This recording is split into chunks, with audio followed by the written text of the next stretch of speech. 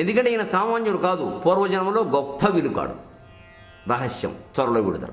ఆ విద్య దొరికి నేర్చుకున్నాడు ఆయన. విలువిద్య ఇప్పుడు కొత్తగా నేర్చుకోవాలా, కానీ కొత్తగా నేర్చుకున్నట్టు కనపడాలి కదా.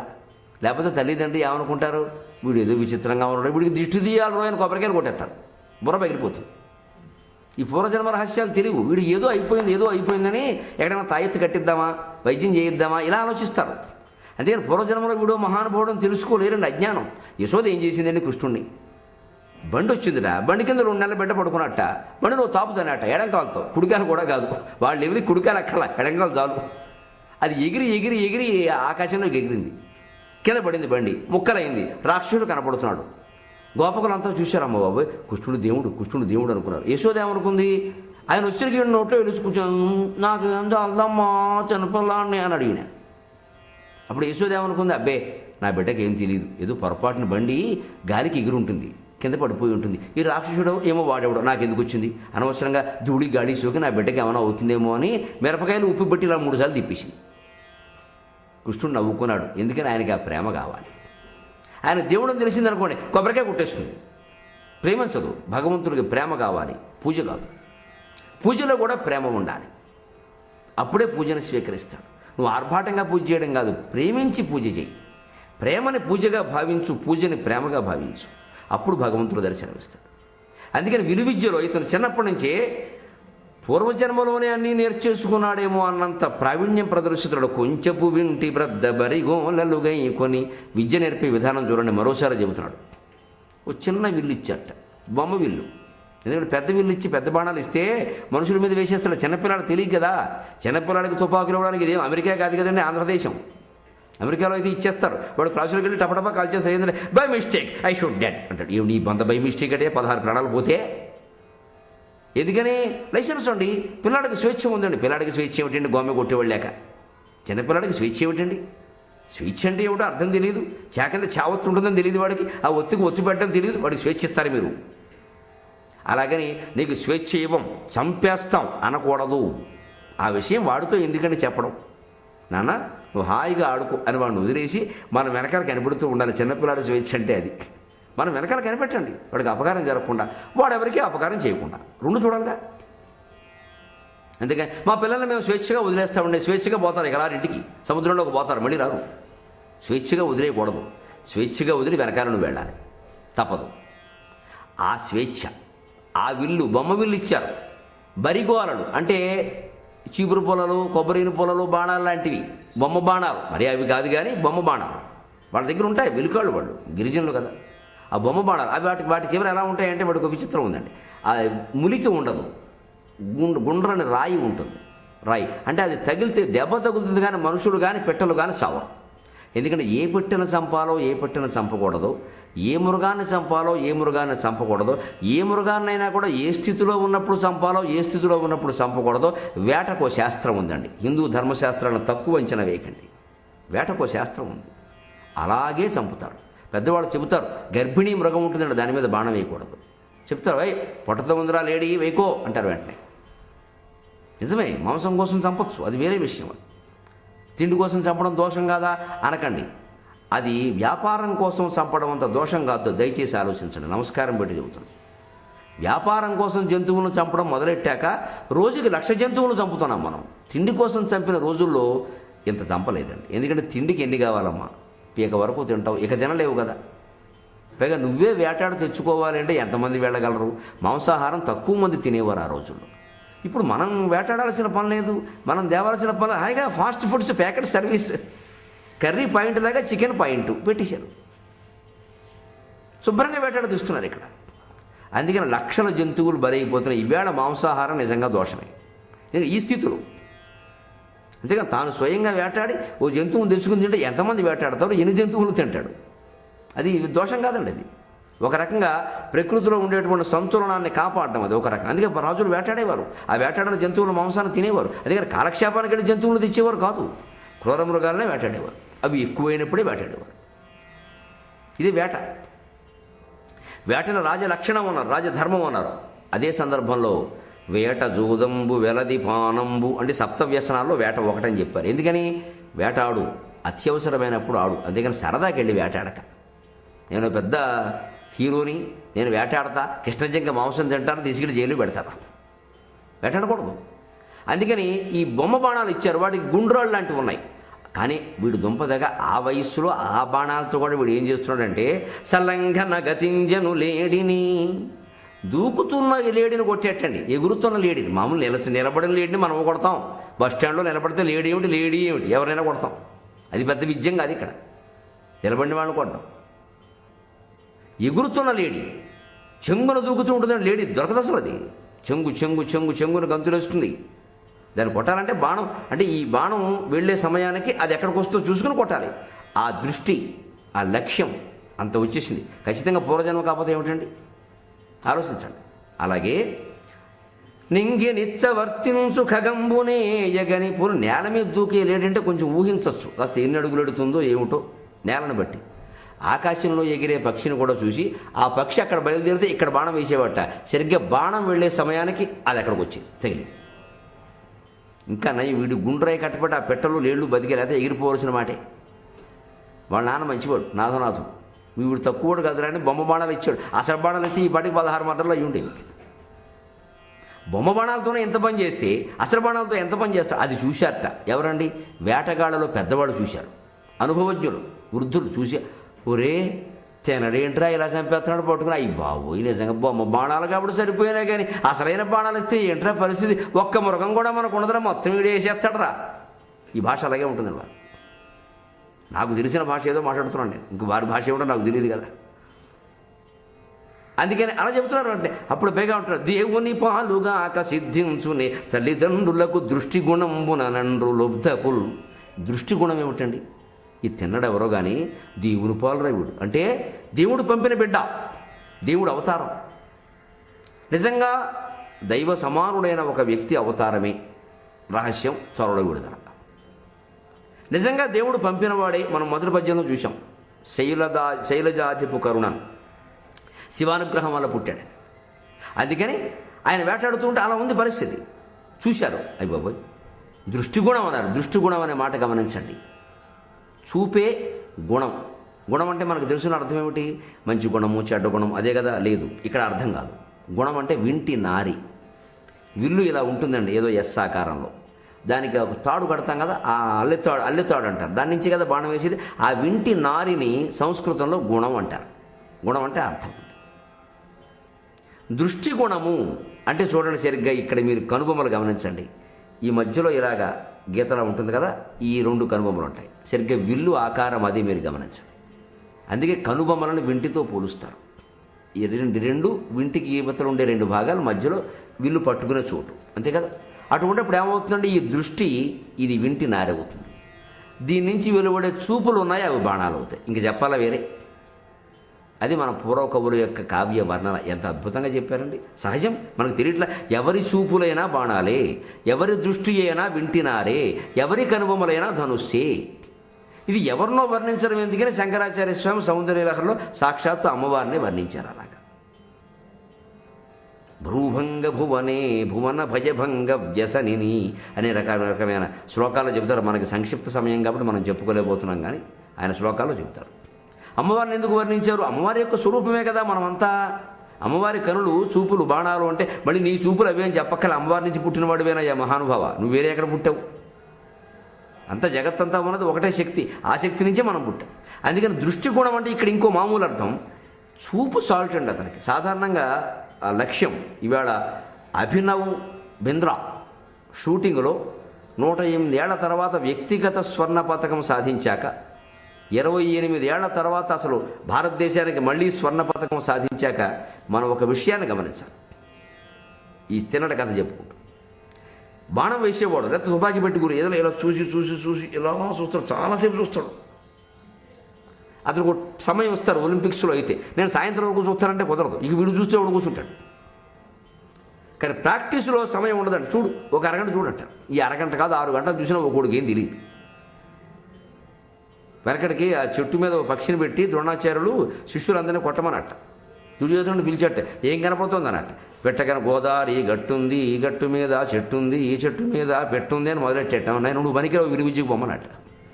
ఈయనుంటే నువ్వు కొట్టలేవు అబ్బాయి అన్నాడు. అర్జునుడిని పిలిచాడు, ఏం కనిపిస్తుంది అన్నాడు. నాకు నా పిట్ట కంటి గుడ్డును కొట్టమన్నారు మీరు, అది తప్ప నాకేం కనపట్లా అన్నాడు. అదేమిటి? పిట్ట కనపట్లా? లేదు. చెట్టు కనపట్లా? లేదు. గట్టు కనపట్లా? లేదు. నాకు ఆ పిట్ట గుడ్డే కనిపిస్తోంది, మీరు అనండి కొట్టేస్తా అన్నది. కొట్టేశాడు వాడు. అందుకని అర్జునుడు జగదేక వీరుడు కాగలిగాడు. సుభద్ర అతిలోక సుందర ఆయన పెళ్లి చేసుకుంది. దుర్యోధనుడు ధర్మరాజుతో సహా వీళ్ళు అర్జునుడితో సమానమైన వీరులు ఎందుకు కాలేకపోయారంటే వీళ్ళ దృష్టి లక్ష్యం మీద లేదు. కానీ కనీసం ఆ సంఘటన వరకు, వాళ్ళు తక్కువ వాళ్ళని మన ఉద్దేశం కాదు, ఆ సంఘటన వరకు అర్జునుడు గొప్పవాడు, మిగిలినవాడు తక్కువ. ఇంకో సంఘటనలో అర్జునుడు తక్కువ అవచ్చు, ధర్మరాజు గొప్పవాడవచ్చు. యక్షప్రశ్నలో ధర్మరాజు మహానుభావుడు, మరి అర్జునుడేమో బలహీనుడే పడిపోయాడు. ఎవరి పద్ధతి వారిది, ఏ ఘట్టం ఆ ఘట్టమే. దృష్టిగుణం అంటే అర్థం అదండి. ఈ చూస్తే చాలు, ఆ చూపే లక్ష్యం, ఇంకా వేరే గంటసేపు చూడక్కల. అసలు ఆ దృష్టే గుణాత్మకంగా ఉంటుంది. అలా అనుకుంటున్నారట అందరూ కూడా. అటువంటి తిన్నడు పెరిగి పెద్దవాడు అయ్యాడు. 16 ఏళ్ళు వయస్సు వచ్చింది, యుక్త వయస్సు. ఆ సమయానికి నిజానికి వాళ్ళ వంశంలో పెళ్ళిళ్ళు అయిపోవాలి గిరిజనుల ఆచారం ప్రకారం. కానీ మనవాడు చిన్నప్పటి నుంచి చెప్పాం కదా, భవ పరాంగుకుడైన పగిది సత్వముగూడి పొత్తుల పాన్పుల బోర్లబడి, నాకొద్దు ఈ పెళ్ళొద్దు, ఈ పడాకులు వద్దు అనే ధోరణిలో ఉన్నాడు ఆయన. అక్కడికి తందే, ఏమిటిరా నాయన, ఓ ఇంటివాడు అవరా, కోళ్ళు వస్తే సంతోషిస్తానరా అంటుంది. అలాగే అంటారమ్మా దేశంలో అత్తగారులు అందరూ. కోళ్ళు వచ్చే వరకు కొడుకును చంటుతారు, కోళ్ళు వచ్చాక దాన్ని చంటడం మొదలు పెడతారు. ఎందుకు వచ్చావు అన్నట్టుగా తగాదాలు. నాకు వద్దులేరడి. అంతేకదండి, కోళ్ళు వచ్చే వరకు కొడుకు ప్రాణం తీసేస్తాం. పెళ్లి చేసుకో, ఓ ఇంటివాడవు, నాకు కాస్త ముసల్దానం చేసుకోలేకపోతా, ఈ మాటలన్నీ అంటారండి. తీరా కోళ్ళు వచ్చాక 3వ రోజు నుంచి తగాదా ప్రారంభం. ఈవిడ సామ్రాజ్యం లాక్కెళ్ళిపోయినట్టే. ఇక్కడే మన మనస్సును నిగ్రహించుకోవాలి. ఆ కోడలను నువ్వే రమ్మని పిలిచావు, కాస్త పెత్తనం ఇస్తే ఏం పోయింది సొమ్ము, కొంచెం పనులు చేయనివ్వచ్చుగా, వెనకాల నుండి సలహా చెప్పచ్చుగా. లేదు, మన కింద బానిసగా పనిచేసే మనిషి కావాలని కొంతమంది. అత్తగారిన సమస్య కాదు, అధికారులు కూడా ఇలాగే ఆలోచిస్తారు. అధికారైనా అత్తగారైనా ఇలా ఆలోచించినప్పుడే సమాజం బాగుంటుంది, కుటుంబం బాగుంటుంది. చిన్నటికి చిన్నప్పటి నుంచి వైరాగ్యం, అందుకని ఆయన పెళ్ళికి ఒప్పుకోలా. అలా ఏదో వాయిదా పడింది. ఈలోపు వీళ్ళందరూ కలిసి వేటకు బయలుదేరారు. గిరిజనులు ఒక్కోసారి ఒక 10-15 రోజుల పాటు వేటకి అరణ్యం లోతుల్లోకి వెళ్ళిపోయి మళ్ళీ రారండి, ఇళ్ళకి రారు, అక్కడే ఉంటారు డేరాలు వేసుకుని. అలాంటి వేట అందరు కలిసి డేరాలు డప్పులు కొట్టుకుంటూ బాజాలు మోగించుకుంటూ బయలుదేరారు. అక్కడ వేటాడుతున్నారు. తినడు కూడా వాళ్ళతో బయలుదేరాడు. పారువేట, తీరువేట, రకరకాల వేటలు దురుచిరేకంగా చాలా వర్ణిస్తాడు ఆ వేటలు. అలా వేటాడుకుంటూ వేటాడి అలిసిపోయాడు మనవాడు. అలిసిపోయి ఒక చెట్టు కింద పడుకున్నాడు. అలిసిపోయి ఉన్నాడేమో, చెట్టు కింద పడుకున్నాడేమో, గాలి వేస్తుందేమో, చల్లగా బాగా నిద్ర పట్టేసింది. అందులో సరోవర తీరం నిద్ర పట్టేసింది. ఆ నిద్రలో ఆశ్చర్యకరంగా ఒక స్వప్నం వచ్చింది. ఆ స్వప్నంలో ఒక దివ్య పురుషుడు సాక్షాత్కరించాడు. ఇక్కడి నుంచి కథ మలుపు తిరుగుతుందిగా. కథ అంటేనే మలుపులు తిరగడం. అందుకే మలుపులు తిప్పేవాళ్ళు కథలు బాగా రాయగలరు. కథ ఎన్ని మలుపులు తిరిగితే అంత బాగుంటుంది. కథ మామూలుగా అనగా రాజు తమ్ముడు బూజు అంటే కథ ఏముంది, ఇంకా అది మలుపులు తిరగాలి. మలుపులు తిరిగితే అంటే కార్ డ్రైవర్లు ఉంటారు చూడండి, తిరుపతి కొండ మీద కారు నడిపేవాళ్ళు, వాళ్ళు అస్తమానం మలుపులు తిప్పడమే పని. వాళ్ళు బాగా కథలు రాస్తారేమో బహుశా, చూడాలి. మలుపు తిప్పాలి. ఇక్కడ మలుపు తిరిగింది. స్వప్నంలో ఒక దివ్య పురుషుడు సాక్షాత్కరించాడు. ఎలా ఉన్నాడయ్యా? వడలందెల్ల విభూతి పూత పులితోలొడ్డాణము అల్లాడుకెంజడలు ఆత్మైక విచార నిశ్చల దృగబ్జాతంబులు అచ్చైన కచ్చడము అంశంబున రుండమాల గళదేశస్థాడువున్గ్రాలగా ఒడయండొక్కరుడు అక్కుమారు కలలో ఉద్యత్కృపామూర్తి అయి. మీరు ఈ వర్ణన జాగ్రత్తగా అర్థం చేసుకోండి. కనిపించిన వాడు ఎవరో తెలుస్తుంది. ఒడలందెల్ల విభూతి పూత, ఒళ్ళంతా విభూతి పూసుకున్నట్ట. ఎవరండి శివుడు కాకపోతే? పులితోలొడ్డాణము, వడ్డాణంలాగా ఈ నడుము భాగంలో పులితోలు చుట్టుకున్నట్ట. అది శివుడు కట్టుకునే చర్మమేగా. అల్లాడుకెంజడలు, ఎర్రటి జడలు ఇలా వేలాడుతున్నాయట. అది శివుడు యొక్క లక్షణమే. ఆత్మైక విచార నిశ్చల దృగబ్జాతంబులు, ఇది తెలుసుకోవలసిన మాట. ధ్యాన మార్గంలో ఉన్న వాళ్ళం అందరం కూడా ఆత్మ ఏక విచార నిశ్చల దృక్ అబ్జాతంబులు. దృగబ్జాతంబులు అంటే చూపులు అనే పద్మాలు. అవి నిశ్చలంగా ఉన్నాయి. ఎందులో నిశ్చలంగా ఉన్నాయి? ఆత్మైక విచార. ఆత్మవిచారం చేయడంలో చూపులు నిశ్చలమైన పద్మాల్లో ఉన్నాయి. అసలు పద్మాలు నిశ్చలంగా ఉండవు. సరోవరంలో గాలికి కెరటాలు కదులుతూ ఉంటాయి, కెరటాలకి పద్మాలు కదులుతాయి. కానీ ఉంచదలుచుకుంటే ఉంటాయి. మన చూపు నిశ్చలం చేయొచ్చు. అంటే అలా కూర్చుని ధ్యాన మార్గంలో 2-3 విధానాలు ఉన్నాయండి. 3 విధానాలు ఉన్నాయి ముఖ్యంగా. ఒకటి, కళ్ళు మూసుకుని ధ్యానం చేయడం. మనకి ఋషులు చాలామంది అలాగే కనబడతారు. రెండవది, సగం మూసిన కన్నులతో ధ్యానం చేయడం. అర్ధనిమీలత నేత్రాలు పరమశివుడు అలా ధ్యానం చేస్తాడు. మూడవది, కళ్ళు తెరిచి ధ్యానం చేయడం. రమణ మహర్షి, జిడ్డు కృష్ణమూర్తి గారు వీళ్ళు అలా ధ్యానం చేస్తారు. కళ్ళు తెరిచి అలాగా. రమణ మహర్షి మీరు చిత్రాలు చూడండి, ఎప్పుడు కళ్ళు తెరిచే ఉంటాయి. కళ్ళు మూసుకుని ధ్యానం ఆయన చేయరు. షిరిడీ సాయిబాబా అంతే, మరి జిడ్డు కృష్ణమూర్తి గారు అంతే, అలా చూస్తూనే ఉంటారు. అదే ధ్యానం, ఏకాగ్ర దృష్టి. ఇక్కడ ఆ ధ్యానం గురించి చెబుతున్నాడు. అందుకని ఆత్మైక విచారంలో మునిగిపోయిన వారు, ధ్యానంలో ఉన్నవాడు అలాగే గుడ్లు అలా అప్పగించినట్టు ఉన్నట్టుగా ఉన్నట్టు, ఆయన అలా చూస్తున్నట్టుగా ఒకే దాని మీద దృష్టి. అటువంటి పురుషుడు కనబడ్డాడు అని చెప్పాడు. ఆ పైన అచ్చైన కచ్చడము అన్నాడు. కచ్చడం అంటే గోచేయండి. ఇనుప కచ్చడాలు కట్టుకున్న మునిలే అని ప్రయోగం ఉంది మను చరిత్రలో. అచ్చైన కచ్చడం అంటే గోచి తప్పితే ఆ కనిపించిన వ్యక్తి శరీరం మీద వేరే వస్త్రం లేదు. మరి పులి చర్మం ఏమిటండి? పులితోలు వడ్డాణం అన్నాడు. అది ఊరికే కట్టుకున్నట్టుగా లేదు, చుట్టుకున్నట్టుగా ఉంది.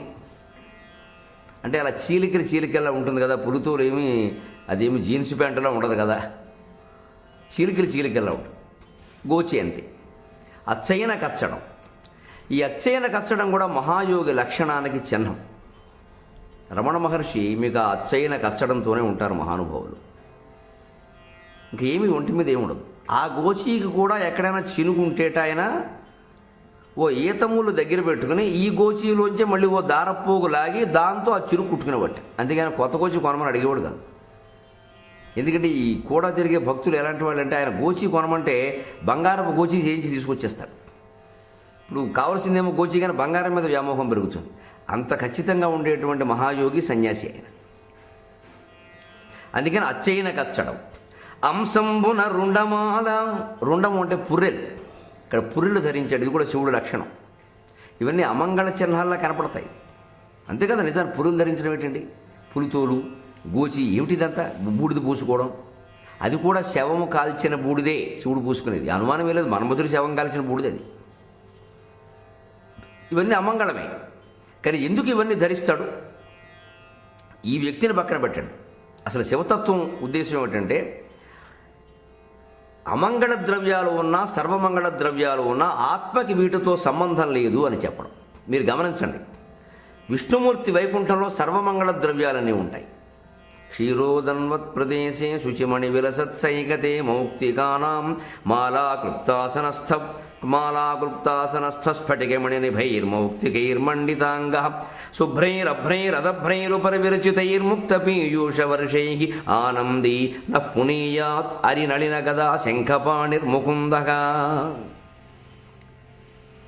పాల సముద్రంట, శ్వేతద్వీపంట, వైకుంఠంట, తెల్లటి ఆదిశేషుడు పానుపుట, ఆ పైన ముత్యాల వానట, ఆయన మెడల నిండా ముత్యాల హారాలట, ఇంతటి తెలుపులో నల్లటి విష్ణుమూర్తి, లక్ష్మీదేవి. ఇందులో అమంగళ ద్రవ్యం ఒక్కటి ఉందా అండి? లేదు. సర్వమంగళ ద్రవ్యాల చుట్టూ ఉన్నటువంటి ఆత్మయోగి ఆయన, అమంగళ ద్రవ్యాల చుట్టూ ఉన్నటువంటి ఆత్మయోగి శివుడు. ఇదే తేడా. ఈ కాలంలో చెప్పుకోవాలంటే షిరిడీ సాయిది శివతత్వం, సత్యసాయిది విష్ణుతత్వం. పుట్టపర్తిలో సమస్త భోగాలు ఉంటాయి, కానీ స్వామి ఆత్మవిచారంలోనే ఉంటారు. ఎప్పుడు కూడా ఇలా అలా అంటూ ఉంటారు అంతే. సంగీతం వింటున్నా అంతే, సాహిత్యం వింటున్నా అంతే. ఆత్మధ్యానం అది. షిరిడీ సాయి ఎప్పుడు ఇలా కూర్చుని అలా నిశ్చలంగా చూస్తారు. అదే ఆత్మీయ విచారం. మరి ఆయన దగ్గర ఏముండదు, చినిగిపోయిన చొక్కా, ఇటక మొక్క, అది కూడా ఎప్పుడో 3 నెలల బట్టి తొడుగుతున్న కఫ్ని, అది ఆ 3 నెలలు అయ్యాక దునులో వారేసేవాటి, మళ్ళీ ఇంకోటి దొడుక్కునేవాటి. 3 నెలలు ఏకంగా. అలాగని మనం ఇప్పుడు జీన్స్ ప్యాంట్ వేసేవాడు అందులో షిరిడీ సాయి అనడానికి వీళ్ళు. మేము 3 నెలలు దొడుకుతామండి, దునులో వేయంగానే అలా దొడుకుతామండి చెరకోయకు పెట్టి. అంటే నాయన ఇది షిరిడీ సాయి కాదు నాయన, అదంతే మన దౌర్భాగ్యం ఇది. ఇది తత్వం. తెలిసి చేయడం ఏ పని అయినా, తెలియకుండా ఏదో చేయడం కాదు. ఈ త్యాగయోగం కారణంగా శివుడు అమంగళ ద్రవ్యాలు కావాలని చేరుస్తాడు ఆయన. అందుకనే పూరేల మాల. లేకపోతే శివుడు తలుచుకుంటే ఆయనకి దండలు లోటు ఏమిటండి? గళదేశ స్థాణువు. ఈ మెళ్ళలో స్థాణువు అంటే శివలింగం అన్నమాట. శివుడి ప్రతిమ. శివుడికి రూపం కదా లింగం. శివుడికి ప్రతిమగా లింగమే ఎందుకండి? సృష్టికి ప్రారంభంలో ఈ మొట్టమొదటి బయలుదేరినటువంటి విరాట్ రూపం యొక్క రూపం లింగం, శివలింగ రూపం. అందుకే శివరాత్రి కథలో బ్రహ్మ విష్ణువు నేను ముందు అనుకుంటే మధ్యలోంచి ఓ లింగం పుట్టుకొస్తుంది. మీకంటే నేను ముందు రా అబ్బాయి అని. ముందు లింగ రూపాన్ని ధరించింది, తరువాత మిగిలిన రూపాలు ధరించింది. అదే లింగమనే సూక్ష్మం అని అంటారు. ఆ లింగమే అన్నిటికీ మూలం. స్త్రీలింగం పుల్లింగం భేదాలే కదండి సృష్టికి మూలం అంతా. ఈ లింగ రూపాన్ని ధరించి ఆ లింగాన్ని మెడలో కట్టుకుని ఉన్నాడు. అంటే శివయోగి అనుకుందాం కాసేపు. మన కథ మొదట్లో ఓ శివయోగి వచ్చాడు, ఆయన శివుడే అని తెలుసుకున్నాం. ఈయన శివుడే. ఇది ఆయన యొక్క ఒడయండొక్కరుడు. ఆ కుమారు కలలో ఉద్యత్ కృపామూర్తి అయి ఈ బాలుని యొక్క 16-17 ఏళ్ళు కూడా లేని ఈ బాలుని కలలో మహత్తరమైన దయతో ఇలా అనుగ్రహిస్తూ కనబడ్డట. ఒడలందెల్ల విభూతి పూత పులితోలొడ్డాణము అల్లాడు కెంజడలు ఆత్మైక విచార నిశ్చల దృగబ్జాతంబులు అచ్చైన కచ్చడము అంశంబున రుండమాల గళదేశస్థాణువున్గ్రాలగా ఒడయండొక్కరుడు అక్కుమారు కలలో ఉద్యత్కృపామూర్తి. ఇలా కనిపించేసరికి టక్కుమని మెళుకు వచ్చిందండి. చిత్రం మెళుకు వచ్చేసరికి మాయమయ్యాడు. ఇదేమిటిది? కనిపించిన వాడు ఎందుకు కనిపించినట్టు? ఇదే భగవంతుని లీలలు ఇలాగే ఉంటాయి. స్వప్న సాక్షాత్కారం ఇలాగే జరుగుతుంది. కలియుగంలో ఎవరైనా దేవుణ్ణి మేము ప్రత్యక్షంగా చూశాము అంటే నమ్మవలసిన అవసరం లేదని చెప్పారు మహాభారతంలో. ప్రత్యక్ష దర్శనం కలియుగంలో ఉండదండి, స్వప్నంలోనే ఉంటుంది అంతే. మనకు ఆ యోగం లేదు. మనం నివసించే యుగం పాపిష్టిది అంతే. ఇక్కడ నెలకి 3 వానలు పడవు. ధర్మం 4 పాదాలు ఉండే సమస్య లేదు, ఒక్క పాదంతోనే నడుస్తుంది. మరి మనకి కనిపించమంటే ఎక్కడి నుంచి కనిపిస్తాడు? కనిపిస్తే స్వప్నంలోనే. ఇది కలియుగంలో కథ ఇది. అందుకే స్వప్నంలోనే కనిపించాడు. ఆ స్వప్న సాక్షాత్కారం ఇచ్చినోడు మరి ఎందుకు వచ్చాడు అసలు? ఇంతకీ ఏమైనా చెప్పాలి కదా. కనిపించాడంతే, మాయమైపోయాడు. ఈయన లేచాడండి, ఇంక అదే దృష్టి. పరమేశ్వరుడు నాకు కనిపించాడు పట్టుకోవాలి. అసలు స్వప్నం అనుకోవట్లేదు, అది నిజమే అనుకున్నాడు. నిజమో స్వప్నమో ఎవరు తీరుస్తారు దీన్ని? శంకరాచార్య స్వామి బ్రహ్మ సత్యం జగన్ మిథ్య అన్నారు. మిథ్య అంటే ఏమిటి? లేదని కాదు, ఉన్నట్టు కనిపిస్తోంది కానీ లేదు, జాగ్రత్తగా చూడు. ఇంత వ్యాఖ్యానం ఉంది మిథ్య శబ్దానికి. ఉన్నట్టు కనిపించేది ఆభాస. ఉన్నట్టు కనిపిస్తుంది కదా అంటే కనిపిస్తున్నంత వరకు ఉన్నట్టే. మరి ఉందా? కనిపిస్తుంది కాబట్టి ఉన్నట్టే. నువ్వు ఆలోచించుకో. చెప్పరా ఆయన, నువ్వు ఆలోచించుకో. నేను చెప్పడం ఏమిటి? కనిపిస్తుంది కాబట్టి ఉన్నట్టు అంటేనమ్మా, కనిపించకపోతే లేనట్టేగా. చెప్పేది ఉంది ఇంకా. మన భాష చిత్రమైందండి. ఏమో ఇంట్లో ఉన్నట్టు లేవు అంటాం. ఇంట్లో ఉన్నట్టు లేవు ఏమిటండి? అసలు ఆ భాష ఏమిటి? ఇంకోసారి లేనట్టుగా ఉన్నావు, లేనట్టు ఏమిటి, ఉన్నావు ఏమిటి? ఇంత విచిత్రంగా ఉంటుంది తెలుగు భాష. ఇంట్లో ఉన్నట్టు లేవు ఇదో మాట. ఇంట్లో లేనట్టుగా ఉన్నావు, లేనట్టుగా ఉంటాడా, ఉన్నట్టు లేడా? ఇది ఈ తిరగస అర్థమైతే జగన్ మిథ్య ఏమిటో అర్థం. ఉన్నట్టు లేకపోవడం ఏమిటి, లేనట్టు ఉండడం ఏమిటి? అంచేత ఉండడం లేకపోవడం రెండూ కూడా మిథ్యే. ఆ పరమాత్మ అయినటువంటి వస్తువు ఉందే, పరా పదార్థం, అది ఉందా లేదా అంటే ఒకప్పుడు ఉండి లేకపోతే కదా ఉంది లేదనే చర్చ. ఎప్పుడూ ఉన్నదాని గురించి ఈ చర్చ ఏమిటండి? అటువంటి పదార్థం అది.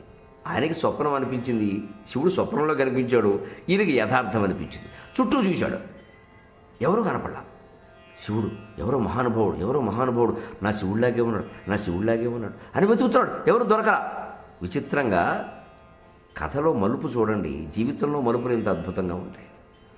పరమేశ్వరుడు కనపడలేదండి, వీడు దుంపదగ పంది కనపడింది. అరణ్యం, వేట, పందులు కనపడంలో ఆశ్చర్యం ఉంది. పంది కనపడింది. అలా చూశాడు. ఇదేమిటి, నేను పరమేశ్వరుని గురించి వెతుకుతుంటే పంది వచ్చింది ఏమిటి? ఇదంతే. పరమేశ్వరుని గురించి వెతుకుతుంటే పంది ఎందుకు వచ్చిందో త్వరలో విడుదా. అది జన్మాంతర కథ. వచ్చింది ఒక పంది, అడవి పంది. అప్పటికే సాటి వేటగాళ్ళు దాన్ని పట్టుకునే ప్రయత్నం చేశారు, కానీ అది తప్పించుకుంది. అది పొదల్లో దూరిపోతుంది, చిన్న చిన్న బోధలు దాటేస్తుంది, చెట్టు దూకేస్తుంది. అసలు చెట్లు పట్టుకుని పెలగించేంత ఇదిగా ఉంది అది. అది పరిగెడుతుండే వెనక, తిన్నా పంది పోతుందరా ఎయ్ అంటాడు ఎవడో ఫ్రెండ్, స్నేహితుడు. ఆ మాట వినపడింది చూడండి. ఇతనిలో స్వప్నంలో కనిపించిన శివుడు కోసం వెతకడం ఆగిపోయింది కాసేపు. పౌరుషం వచ్చింది. నేను వేటగాడిని, నేను పోయేవాడిని, నేను తండ్రి కొడుకుని, నాథనాథుడు కుమారుణ్ణి, యువరాజుని, అవతలేమో పంది పోతుందని చెబుతుంటే నాకు ఈ ఆలోచన ఏమిటి అని పంది వెనకాల పడ్డాడు. పరమేశ్వరుడు పోయింది. జవముప్పందన వెంటనంటిదరుమన్ సంవర్ధిత శ్రాంతిని ఉద్దవిడింబారగలేని చందమున శంతంజేరగా నుంచి ఏయ విచారింపగ దూటి దాటుకొని తన్నాశాశలంద్రిప్పి పాశ విముక్తుండగు యోగి భావన ఎదురుచ్ఛావృత్తి వర్తింపుచున్. ఎంత విచిత్రంగా దూర్జటి వర్ణన చేశాడు చూడండి. మహానుభావుడైన కవిమ్మ ఎన్ని పాదాభివందనాలు చేసినా సరిపోదు ఈ కవులకి. ఏమి కవిత్వం ఇది! మామూలు వాళ్ళు రాయగలరు అసలు. పందిట పరమయోగిలా ఉందట. పంది పరమయోగిలా ఉండడం ఏంటండి? పందికి పరమహంసకి పోలిక. అదే రావణాసురుడు స్తోత్రంలో ఉంటుందండి. పృషద్విచిత్రతల్పయోర్భుజంగమౌక్తికస్రజోర్గరిష్ఠరత్నలోష్ఠయో సుహృద్విపక్షపక్షయో తృణారవిందచక్షుషో ప్రజామహీమహేంద్రయో సమప్రవృత్తిక కదా సదాశివం భజామ్యకం ప్రఫుల్లనీలపంకజ ప్రపంచకాళిమప్రభావలంబికంఠకందలి రుచిప్రబద్ధకంధరం స్మరచ్ఛిదం పురచ్ఛిదం భవచ్ఛిదం మఖచ్ఛిదం గజచ్ఛిదం ధకచ్ఛిదం తమంతకచ్ఛిదం భజే అకర్వసర్వమంగళ కళాకదంబ మంజరి రసప్రవాహ మాధురీ విజృంభణ మధువ్రతం స్మరంతకం పురంతకం భవంతకం మఖంతకం గజంతకం ధకంతకం తమంతకంతకం భజే. రావణాసుడు చెప్పినటువంటి శివతాండవ స్తోత్రం. మనం తాండవం వాడేస్తాం ఈ స్తోత్రం చదివితే. అంత పంచచామర వృత్తంలో గుర్రం నడిచినట్టే ఉంటుందండి కవాతు. దృశద్విచిత్ర తల్పయోగ రాతికి హంసతూలికా తల్పానికి, భుజంగ మౌక్తిక స్రజోగ పాముకి పూలదండకి, గరిష్ఠ రత్న లోష్ఠయోగ రత్నానికి రాయికి, సుహృద్విపక్ష పక్షయోగో మంచి స్నేహితునికి బద్ధ శత్రువుకి, తృణ అరవింద చక్షుషోహో గడ్డిపరకకి విష్ణుమూర్తికి, కమలాక్షునికి, సమప్రవృత్తిక కదా ఈ ఇన్నింటినీ సమానంగా చూడగలిగిన వాడు, భేదాన్ని చూడకుండా సమాన దృష్టి కలిగిన వాడెవడో వాడు శివుడు, వాడే దేవుడు, వాడే నువ్వు. తత్వమసి అహం బ్రహ్మాస్మి. అందుకని పరమేశ్వరుడు కోసం వెతుకుతుంటే పంది కనపడింది. నువ్వు పట్టుకుంటే పరమేశ్వరుని పట్టుకోదలుచుకుంటే పంది ద్వారా కూడా పట్టుకోవచ్చు. ఇది సందేశం. ఆ పంది ఎలా కనపడింది? రెచ్చగొట్టేలా కనపడింది. ఎందుకంటే ఎవరికి భగవద్ దర్శనం కావాలన్నానండి, ఆ భగవద్ దర్శనం ఎలా పొందాలి?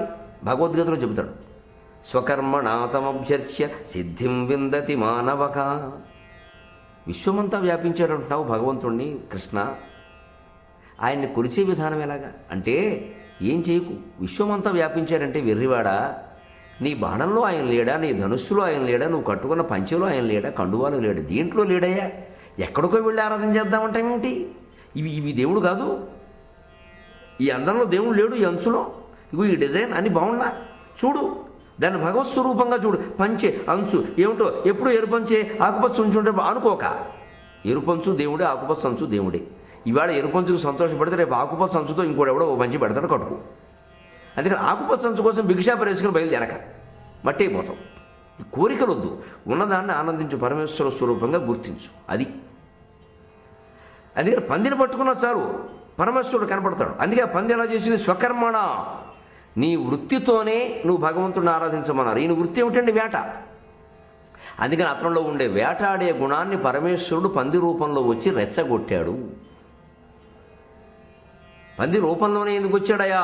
అది జన్మాంతర రహస్యం త్వరలో విడదాం. జవమొప్పందన వింటనండిదరుమన్ పరిగెత్తుకుంటూ వచ్చి ఈయన కాళ్ళ మధ్యలో దూరి వెళ్ళిపోయిందండి. పౌరుషం వస్తుంది వాడికి, వేటగాడికి. ఇప్పుడు నా కాళ్ళ మధ్యలోంచి ఒక పంది వెళితే నాకు పౌరుషం రాదు, నేను పండితుడిని, వేటగాడిని కాదు. మీరు అంటున్నారు కాబట్టి పండితుడిని, లేకపోతే నాకు నమ్మకం లేదంత. నాకు అనిపించదండి, అది నా పని కాదు. కానీ వేటగాడికి నా కళలోంచి వెళ్ళిపోతుందా? కానీ నాకెప్పుడు పౌరుషం వస్తుందండి? ఒక శ్లోకానికో పద్యానికో ఎవరైనా అర్థం అడిగితే నేను చెప్పలేకపోతే నాకు పౌరుషం వస్తుంది. శ్లోకం సంగతి తెలుసుకున్నాకే అన్నం తింటా. వేటగాడికి ఎప్పుడు పౌరుషం వస్తుంది? పంది సంగతి తెలుసుకున్నా కూడా అన్నం తింటాడు. అందుకే పరమేశ్వరుడు పంది రూపంలో వాడు రెచ్చగొట్టాడు, పద్యం రూపంలో మనం రెచ్చగొడతాడు. పద్యము పంది కూడా పరమేశ్వరుడు. తెలుసుకోవలసిన విషయం అది. సందర్భం వచ్చింది కూడా చెబుతున్నాను. వేగంతో పరిగెడుతుందట. తన వెంటనంటి దరుమన్ దాని వెంట చూశాడు. వెంటనే పరమేశ్వరుని వదిలేశాడు. పందిని పట్టుకున్నాడు. వాడి ఎక్కడ పోతాం అగో మా వాళ్ళు అరుస్తున్నారు, కొడతా అని బాణం ఇలా పట్టుకుని ధనుసు పట్టుకుని చూస్తున్నాడు. అలాగా సంవర్ధిత శ్రాంతిని. ఇతను పరిగెట్టినంత వేగంగా పంది పరిగెట్టలేకపోయిందండి. అది పరిగెట్టి అరిసిపోయి ఉద్దబిడిన్ బారగలేని చందమున చెంతం చేరగా నిలిచి ఆ పొదల్లో దూరి, చెట్ల పక్కన దూరి, గుట్టల మించి దూకేసి, బోధులు దాటేసి దాని ఇష్టం వచ్చినట్టు తిరుగుతోంది. అది ఒక బారుగా పరిగెడితే వేటగాడు బాణం వేయడం సులభంగా ఉంటుంది. ఎందుకంటే పరిగెట్టి నుంచి వేసేస్తాడు. ఈ ఎగిరే లేడినిను దూకే లేడిని ఎగిరే పక్షిని చంపిన వాడికి ఇది పెద్ద విషయం కాదు, వేసేస్తాడు. కానీ అది అలా చేయట్లా. అది మొత్తం ప్రదక్షిణాలు చేస్తుంది. అది ఓసారి దక్షిణావర్తం, ఓసారి వామావర్తం దాని ఇష్టం వచ్చినట్టు తిరుగుతుంది. అటువంటి దాన్ని బాణం వేసి చంపడం కష్టం. ఎందుకంటే బాణం తిన్నగా వెళుతుంది కానీ వంకరగా వెళ్ళదుగా. ఇది ఇబ్బంది పందిని వేటాడడంలో. అందుకే మహారాజులు పందిని వేటాడుతూనే అలసిపోతారు, అప్పుడే దారి తప్పుతారు. సింహాన్ని వేటాడుతూ అలసిపోరు, ఎందుకంటే కాసేపటికి సింహం వారిని వేటాడుతుంది. గొడవ లేదు. ఇంకా పంది అంటే అది చావదు, వీడు చంపదు, వచ్చిన గొడవ అది. అందుకని దాని వెనకాల పరిగెట్టాడు. అది అలిసిపోయింది. కాసేపటికి అలా నిలబడింది. అమ్మ ఇప్పుడు వేసేద్దాం, ఏ విచారించిన దూటి దాటుకొని ఇప్పుడు దొరికింది. ఇలా చూస్తే మళ్ళీ దూకింది. ఇటు దొరకదు, ఉండదు. ఇదేమిటిది? ఏడిపించుకు తింటోంది. ఆ ఏడిపించుకు తిన్న కొద్దీ పట్టుదల పెరుగుతుంది మనిషికి.